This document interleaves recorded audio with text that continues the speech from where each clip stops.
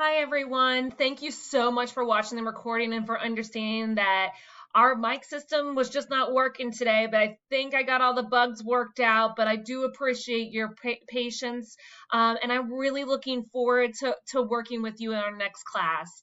I do think one of the benefits of having this YouTube video is that you guys can have easy access to it and watch it over and over as you get set up for Much Ado About Nothing. So I'm gonna give you a lesson on Act One and get you set up for the story. And as I was saying before, this is one of my favorite Shakespeare stories. I think you're gonna have so much fun with it. You are gonna have to do it mostly independently, but it's gonna be okay. All right. So today's agenda, I'm going to go over who the characters are. We're going to do some scene summaries. I'm going to go over some important motifs I want you to know and what I want you to consider about the language, the classroom setup for this, because I have it set up so you can seamlessly understand everything in this play. And then the song chart, which you need to start this week, okay? You don't want to put this off. All right, so let's go over the characters, who you're gonna meet in this lovely play. Now I'm gonna set my camera over here so we can go over this. So we have four main characters in Much Ado About Nothing. There's Hero and Claudio, they're one couple, and Beatrice and Benedict, they're another couple that you'll find in this play. And Hero and Beatrice are cousins, and Claudio and Benedict are best friends. Okay, and what's really fun about this is it's kind of just all in the family. They all live in this small village in Italy, and they're all friends and they all know each other. Now, Hero and Beatrice could not be more different. Hero's very quiet, very idealistic. She is pure good. Beatrice, she's also someone to be admired because she doesn't mince words. She says exactly what she's feeling. She's very passionate, she's witty, she's spirited, she's generous and loving, but she's also mocking, and she's constantly in a battle with Benedict. Whereas Hero, she's very gentle, she's loving, she's our tragic character of the story, and she falls victim to Don John's slandering and Claudio's revenge. Okay, she gets slandered and she doesn't deserve it. So Claudio, very much like Romeo, he sees Hero and he immediately is like, I'm in love with this woman, she's the best. He's a young soldier and he falls in love with the Hero really quickly, but he has a suspicious nature and he really takes quick to revenge. And then his bestie Benedict, him and Beatrice, Benedict and Beatrice have known each other a while, and he's an aristocrat, not aristocrat. He's not a cat, meow. But he's very witty, and he constantly is in this battle with Beatrice, and he falls in love with her. But at the beginning of the play, they both swear they're never going to fall in love. Okay, but they have a little help from their friends. There's three other characters you really need to know. Okay, Don John is the antagonist of this play. He is the bad guy. He is just gonna be there to make everybody's life miserable. And he literally says, I'm a plain dealing villain. Okay, and he's sullen, and he creates all of these scenarios that tries to make everybody's lives difficult. And at one point, he really makes Hero and Claudio's life difficult. And he is the brother of Don Pedro. Don Pedro is the most powerful person in the story. He is a nobleman from Aragon, and he's friends with Leonato, he's friends with Claudio and Benedict, okay? And Leonato is the governor of Messina. He is the guy who's in charge of the small town. He's second in charge, right? And he's respected by Don Pedro, and where his house is where most of the story takes place, okay? And so his daughter is Hero and his niece is Beatrice. Okay, so his friends are falling for his daughter and his niece, and so it's very much all tight knit. All right. Now, if that seemed like it was overwhelming, I want you to stop. Take a deep breath. This picture is in the classroom. Okay. And so I really recommend that you have this open as you start reading the play. Okay. Because it's going to help make things clearer. All right. Time for some spoiler alerts. Okay. I'm going to stick myself over here so that way I'm not in the way. All right. So, what to expect in Act 1? So, in Act 1, Scene 1, Don Pedro, the Prince of Aragon, returns triumphant from a battle and seeks refuge in Messina. So that's where everybody lives, right? And so Leonardo, the governor of Messina, welcomes Pedro and his soldiers with open arms. And the sudden influx of men to the town stirs up some romance. So everyone's really excited. Ooh, soldiers are coming in, right? So Claudio instantly falls in love with Hero. He's like, oh, Hero, you're so beautiful. And, there's going to be a speech about that. And then there's Beatrice, who's reunited with her old flame, Benedict, the man she loves to hate. And those two bicker so much, but it's kind of like a flirty bicker, right?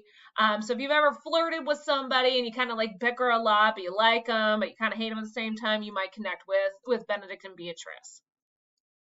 And so these two so you see these relationships starting to form.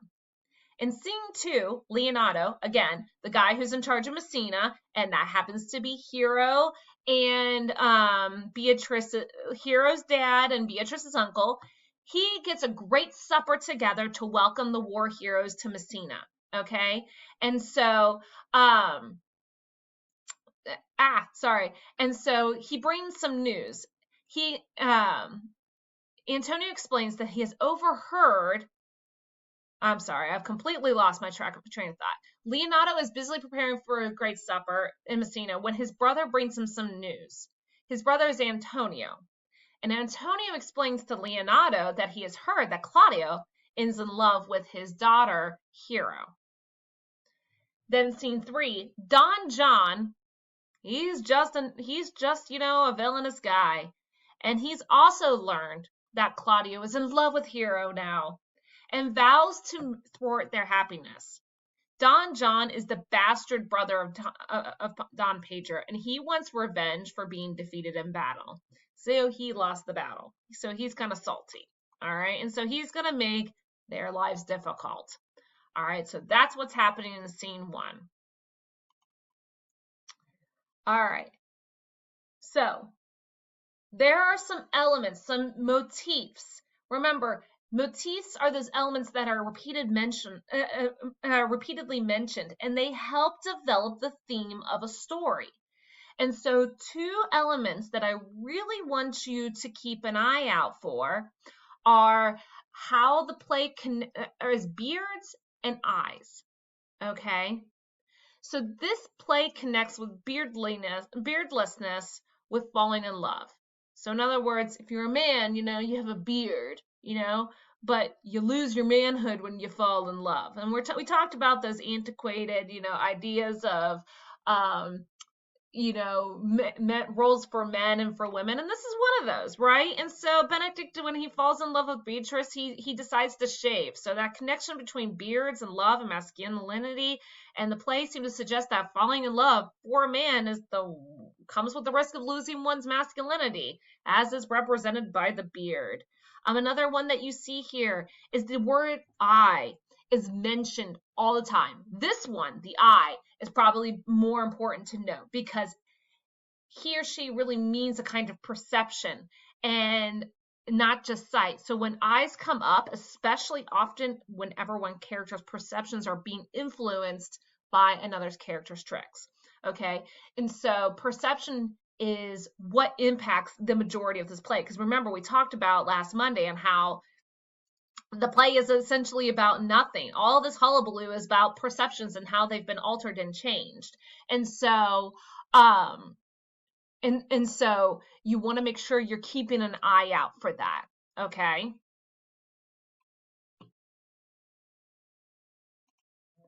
So as you read, think about how the characters are using their language, okay? They're using language to take control of a situation. They're using language to show authority, manipulate or trick others, criticize or share opinions, or lighten the mood. Okay. And so they're using language, and you're going to see how the villain will manipulate or trick others by using that language, or how Beatrice and Benedict criticize each other, or lighten the mood and tease each other. Or how Don Pedro will take control of a situation using that authority. Language is powerful. Language has the ability to impact people in many different ways. And so you're going to see this a lot. So I really want you to stop and think about how language is impacting all of these characters, okay? Speaking of language, let's go over the assignment you're going to need to cover this week. Or actually, this whole unit. All right, so in the classroom content, you're going to see a folder in week 16 that says start this now. It's in big, bright, bold letters, so you can't miss it. All right, you're gonna want to start it now because it's gonna be a lot easier if you do. Okay, so it's called 18.1 SON chart. And what this is it is something you're gonna build on over the next several weeks. Okay, so let's look at this. So you're going to choose 3 different songs to work with, and your goal is to connect parts of each song's lyrics to characters, events, symbols, or themes in that act of the play. Your 3 choices must each come from different acts of the play. So once you choose from an act, then you can't choose from that act again. So in other words, you can't cover 2 songs for Act 1. You have to cover Act 1, Act 2. You could do Act 1, Act 4, and 5, but you have to do 3 different acts and 3 different songs. Okay. You will need to look up the song lyrics online. And if you have an idea for a song, you may use it, but it has to stay school appropriate. Okay. I give you a list here, but these are just a few. I know that there's a bajillion songs out there that could go with this song or with this, but not everybody's a music person, so I wanted to at least give you a start. So, when you complete this assignment, you have 3 acts, all right? This is a bigger assignment, so you want to make sure that you're taking the time for each act. You should be working on 1 this Friday, 1 next Friday, and 1 next week, okay? And so what you're going to do is you're going to put in which act number it goes with. So let's say you're choosing Taylor Swift's You Belong With Me. So you would put Act 1. You would put Taylor Swift, You Belong With Me. And then you would put 2 short song lyrics here. So quote 1 and quote 2. So you would put quote 1, and then you would find a piece of dialogue that directly connects with quote 1. Okay? And then you're going to explain how the quote from the play connects to each other, how the song and the play connect to each other. And then you're going to discuss how they develop a larger topic. Okay? And so explaining here is how you're going to explain the connection between these 2. Discuss, you're going to explain how these 2 discuss a larger theme. Okay? And so you'll do that twice for each act. So Taylor Swift, quote 1, quote 2, connect dialogue to quote 1, connect dialogue to quote 2, explain and discuss. Each quote response, so your explain and discuss, should be 100 words total. Not 100 words for explain and 100 words for discuss. 100 words total for each one. So you have about 300 words total for this assignment you're going to have to develop. All right, each video is only able to be 15 minutes long, so stick around for part 2 of the video, and I'll have 2 videos that I have for you guys.